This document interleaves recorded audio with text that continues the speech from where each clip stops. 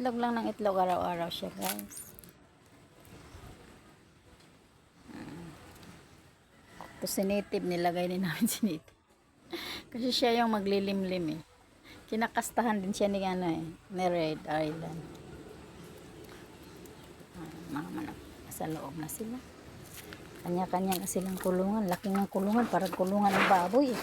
Oh, isa lang siya dyan, pero ang laki ng kulungan, akala mo eh. Pag-isa silang ano, mga maldito kasi yung mga manok na yan.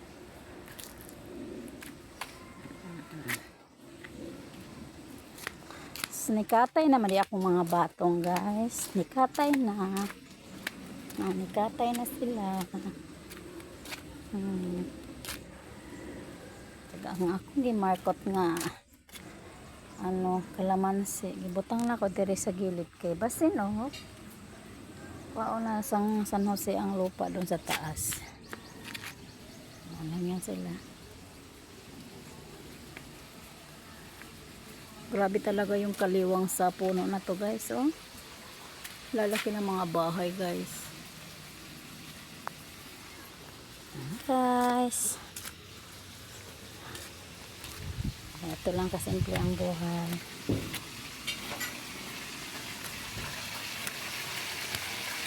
Labas na. Hindi sa akong kamatis ko. Sambo kaya kang alagbati, guys. Nakasito, nangatay na sila. Oy, nanahan ako nila magtanaw. Okay, nangatay na sila. Tapos sila dyan sa pader. Siyang upo, uyakyat ko doon sila sa taas. Dito sila sa ano. Kasi yung sitaw dito lang sila sa gilid.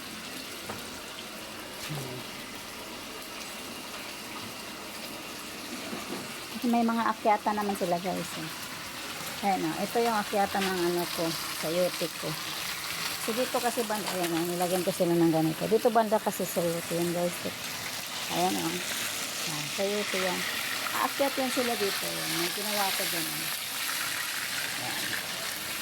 Tapos ito namang ano, okra, ayan, nandun siya. Tapos yung ano ko, mga cucumber ko, ayan. Dito yan akyat. Ito, may sarili silang gawa kong mga akyat.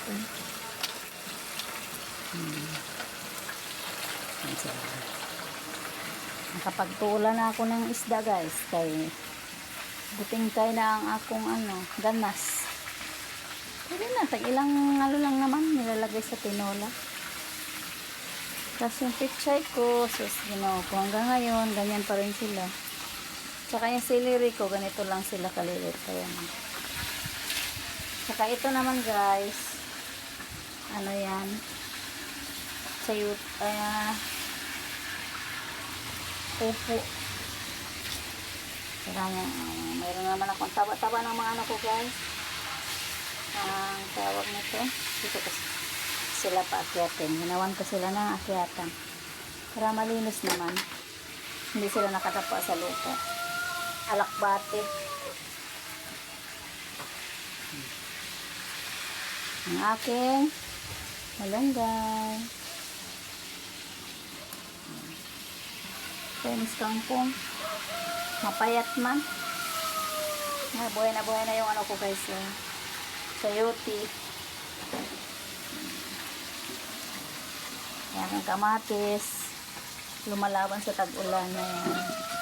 Malaki na sila. Pero sabay lang yan sila, guys. Ito talaga yung nag-grow, yung nilagay ko sa ano, nakahang siya. Nilagay ko sa may ano, ilalim na yan. Ang taba niya.